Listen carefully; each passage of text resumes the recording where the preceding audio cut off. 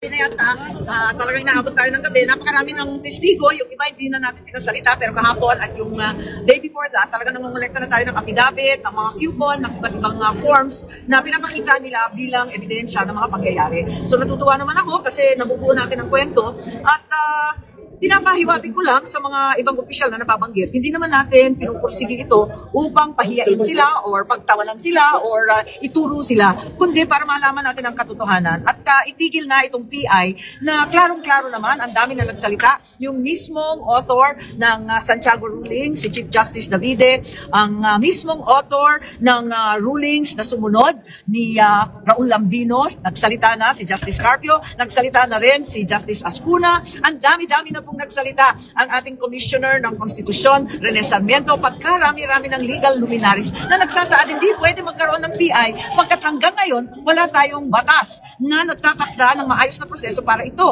Kaya hindi naman kami tutol sa tsa-tsa tulad ng sinasabi ng iba, tutol sa pagbabago ng economic provisions, tutol sa PI. Pero gawin natin sa maayos na pamamaraan. Huwag natin insultuhin ang mamayang Pilipino na pinapapirma sa kanila o hindi man lang nila alam, tinatakpan pa, kinukubli pa, talagang linilin lang na survey lang daw. Tapos, maliban dyan, sinasamantala pa ang kahirapan ng buhay at kamangmangan natin lahat. At sinasabi na bibigyan ng pera, masasama sa iba't ibang proyekto ng AIX, ng TUPAD, ng DOLE, ano ba naman yan? Talagang nakaka-insulto na ang ginagawa nila. Huwag naman ganito. Gawin natin sa tamang pamamaraan, sa pagkukonsulta, higit sa lahat, sa pagsasaayos ng bagong batas na maliwanag yung PI na yan. Pagkatapos alamin natin kung ano ba ibig sabihin ng People's Initiative. Hindi katulad nitong narinig natin na pinilit-pilit lang sila. Tapos, pinipeke pa daw yung pirma, 3 beses papapirmahin. Huwag namang ganyan. Talaga naman, ginagawa ninyong tanga ang Pilipino. So what will be your next move? Well, I'm actually exhausted by these hearings. It's a very, very depressing spectacle. I would much prefer to wind down,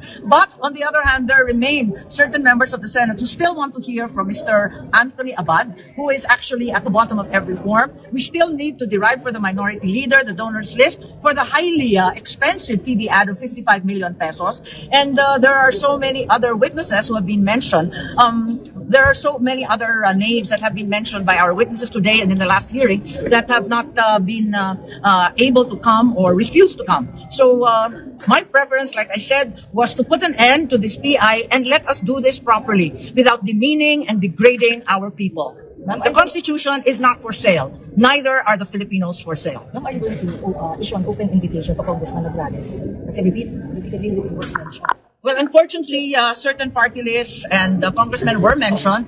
As I said earlier, I have no desire to humiliate or embarrass or ridicule any congressman. They are, after all, our peers and colleagues, and we are obliged to work with them. But there is nothing I can do about witnesses who mention them time and again.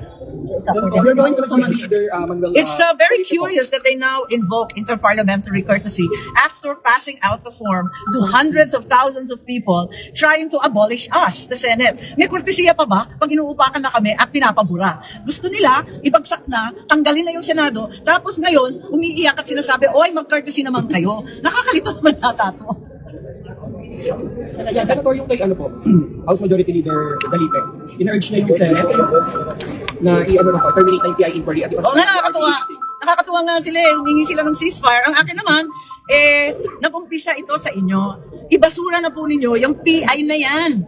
Talagang ibasura na ng todo-todo, hindi lang isuspinde yung pagtatanggap ng COMELEC, kundi ibasura. Kasi alam naman natin, tuloy-tuloy pa rin daw yung ibang signature. At yung COMELEC, huminto nga. Pero nung tinanong yung COMELEC, pwede pa rin daw gamitin. Buhay pa yung mga pirma na naipon sa pamamagitan ng pagsusuhol. Nako, patayin na natin itong PI na ganito. Umpisahan natin ng maayos. Yun nga, yung Resolution 6, balikan natin yan, aralin natin to, magpasa tayo ng maayos na batas na nagtatakda ng pamamaraan na maayos. Na hindi ganito, bawal ang suhol. Talagang hindi for sale ang kaluluwa at budhi ng Pilipino. Mag-clarify ko lang, hindi ito yung last na hearing or until hindi sila Well, naghihintay po kami kay Attorney Anthony Abad, among others, who is very, very important. He seems to be pivotal in this effort. Kasi nga yung pangalan niya nasa bawat form eh. Kaya pinipilit natin na sana makausap natin. Ang email naman siya na ang sagot ay nasa abroad. So inaabangan natin, baka sakali, pagbalik niya, makausap natin ng maayos at malaman natin kung ano yung nangyayari. Pero in the meantime, kung sila ay humihingi ng ceasefire, ceasefire,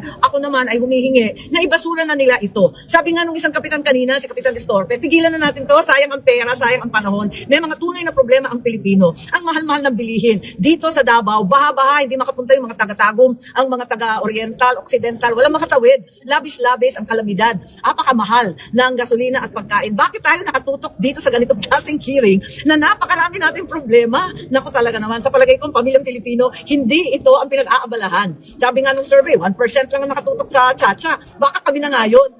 Ayoko maubliga dito sa ganitong klaseng problema na hindi naman pinapansin o pinoproblema ng pangkaraniwang Pilipino. Tulungan na lang natin ang tauhan natin, ang taong bayan na umiiyak sa hirap ng buhay, sa napakamahal na bilihin. So pag nag-commit sila na stop na talaga yung PI doon, mag-stop na. Yeah, sana magkasundo na, itatapon na, basura na yung mga signature. Alam naman natin, nakamangmanga nang nagamit, suhulan ang pinatakbo. Abay, itapon na natin for all time, ha? Hindi yung itambay muna tapos i-recycle. Sabi ng COMELEC, baka magamit pa yan sa susunod na plebiscito. Walang ganyanan. Ibasura na ninyo ng todo, umpisahan na natin ng maayos. At po ng Newsflash video ay makikita sa aking Newsflash playlist.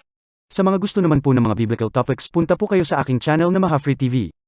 Para sa mga gustong mag-order ng Fermax Firmang and Lifting Cream and Immune System Booster, contact Mr. Dante Maravillas on Facebook.